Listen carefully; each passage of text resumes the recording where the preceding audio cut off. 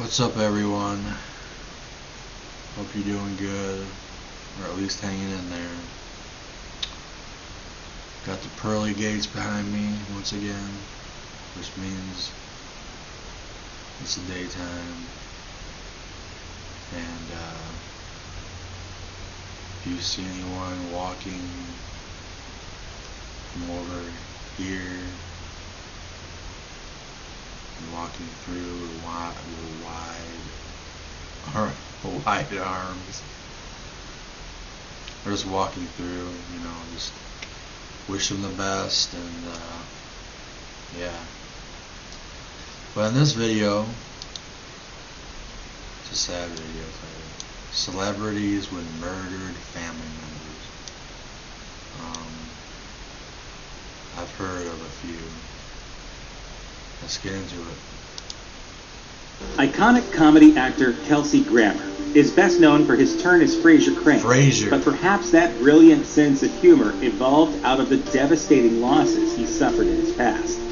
Grammer's parents divorced when he was a boy, and he was just barely a teen when his father, Frank, then living with his second wife, was murdered outside of his home. Frank heard a noise outside his house and went out to take a look. When he did, he found a man, later identified as Arthur B. Niles, setting fire to his car.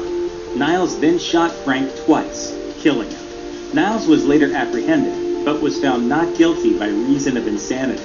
5 years later, when Grammer was 20, his 18-year-old sister Karen was abducted and murdered by serial killer Freddie Glenn. He and his two accomplices were eventually captured, and Glenn was sentenced to death, later commuted to life in prison. But the tragedy in Grammer's life didn't end there. 5 years after Karen's death, Grammer's two half-brothers, Billy and Stephen, died in a scuba accident when one failed to resurface, and the other died of an air embolism after going back down to look for it. Do you ever get over it? No.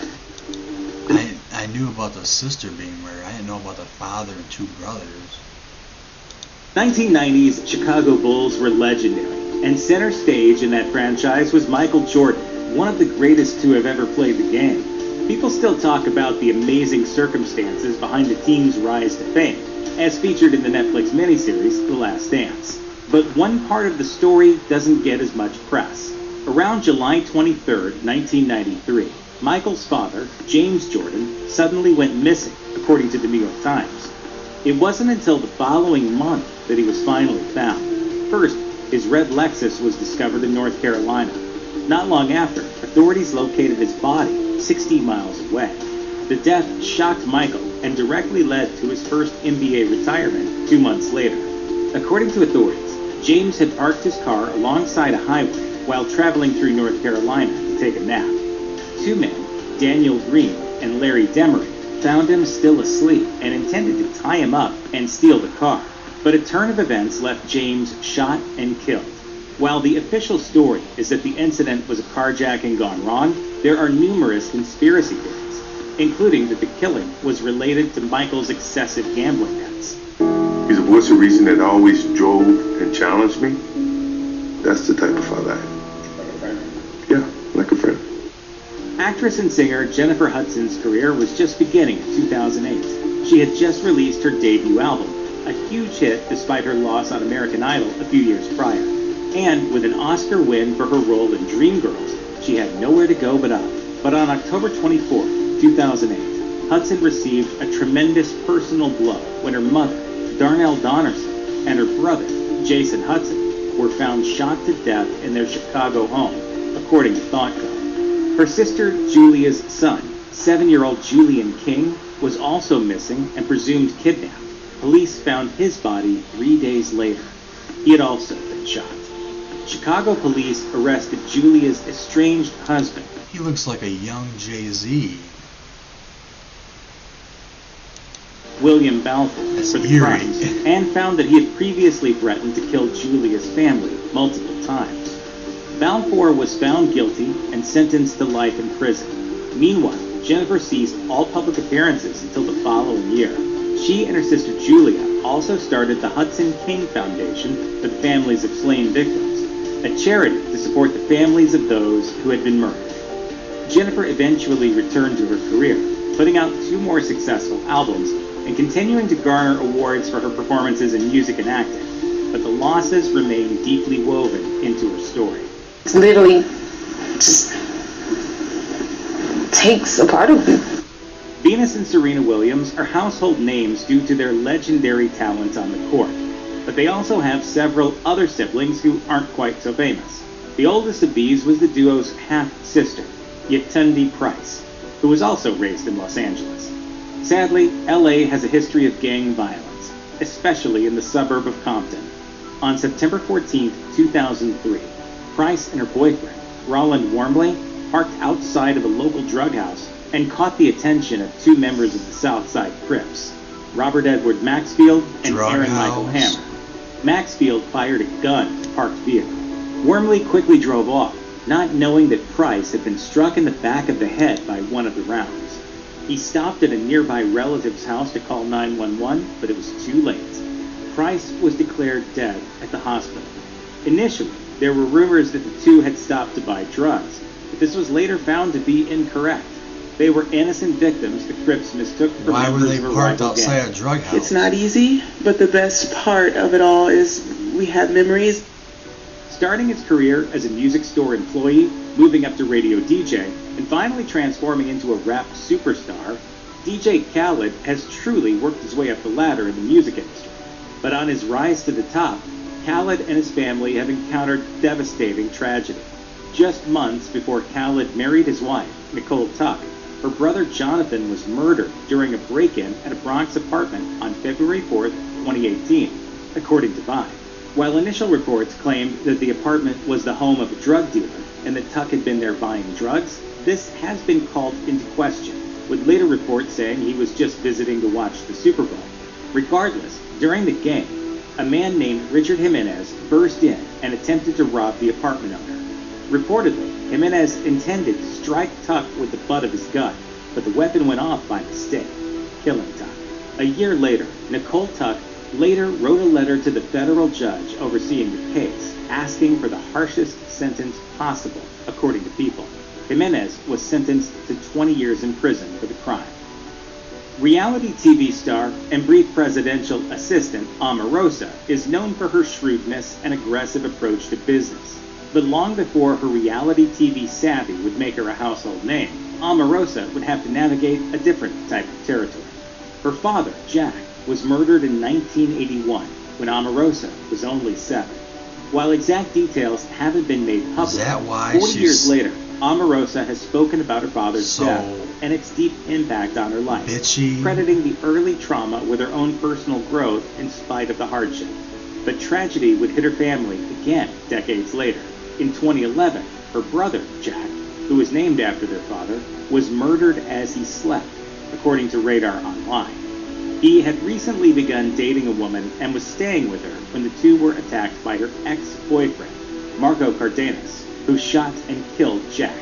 The woman survived the ordeal, and Cardenas was later sentenced to 21 years to life in prison. Crazy exes out Even there. before she became a superstar in the film and television industries, Sofia Vergara was already doing well for herself, having been raised in a wealthy family in her native Colombia, according to 9 News. So The family was beautiful. so well off that her older brother, Rafael, kept bodyguards around him at all times, since his position in the family made him a constant target. But this ended up directly leading to tragedy. In 1998, before Sofia immigrated to the U.S., Rafael went without his bodyguards for just 1 day. It was then that kidnappers tried to abduct him. It's not clear exactly what happened, but when the attempt failed, one of the would-be kidnappers Just shot one day? and killed Rafael. None of us was able to say goodbye. As a direct result One of day. the tragedy, Sofia moved some of her family members to Miami with her to start a new life. One of the most influential guitarists of the past 30 years has been Dave Navarro, one of the founding members of Jane's Addiction. But back in 1983, just a few years before Jane's Addiction made Navarro world famous, his mother, Connie Navarro, was murdered at her home alongside her friend Sue Jory, according to the New York Times. Dave was only 15 at the time and has gone on record saying that he believes he would have been killed that night too, if not for a last-minute scheduling move which led to him staying at his father's house.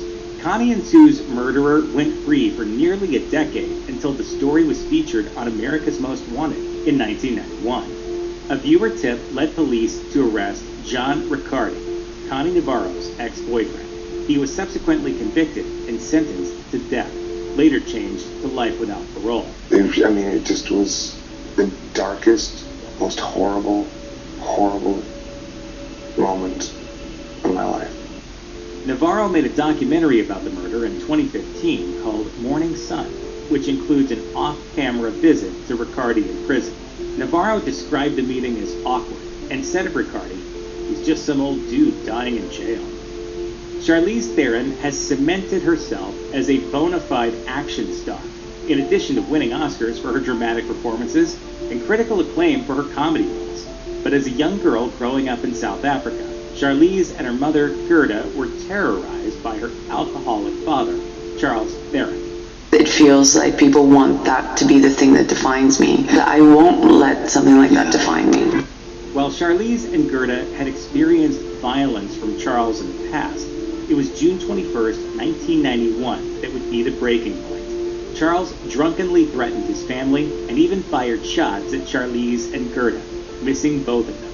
In fear, Gerda fled into another room and retrieved another handgun, and she then returned fire at Charles, killing him. When South African authorities investigated the shooting, they declared Charles' killing to be a justifiable use of... That's kind of intriguing. He was drunk, had a gun, he shot at both of them, but he missed both of them.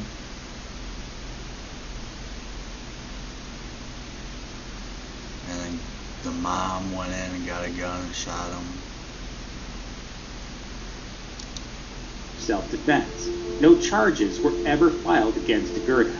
Charlize, only 15 at the time, began telling people that her father died in a car accident, so she didn't have to tell them the real story. But in more recent years, she's opened up about it, telling Today, "I'm not ashamed to talk about it because I do think that the more we talk about these things, the more we realize we're in both fields." But back in 1981, Cube was only 12 years old, and his half-sister, Beverly Jean Brown, was 10 years older. She had married Carl Clifford Brown, whom Ice Cube has described as a wannabe cop who couldn't cope with the rejection from the LAPD. He became abusive to Beverly, and on June 29, 1981, things reached a boiling point. According to the book Original Gangsters, Carl took Beverly hostage in their home.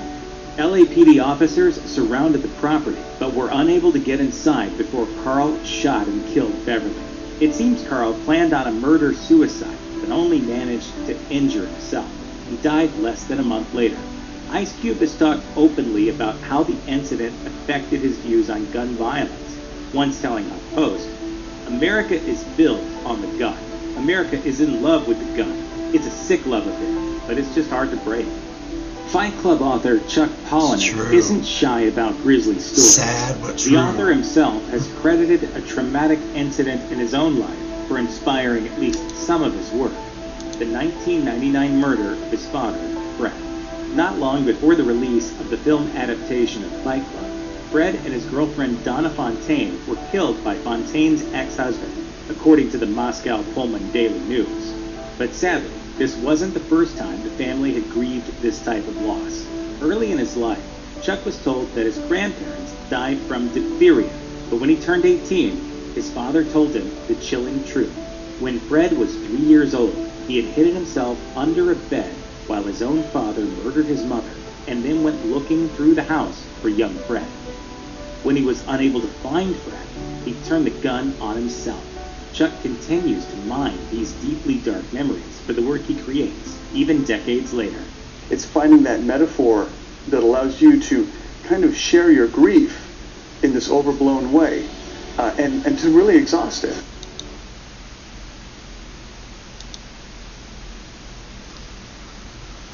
Oh, hey.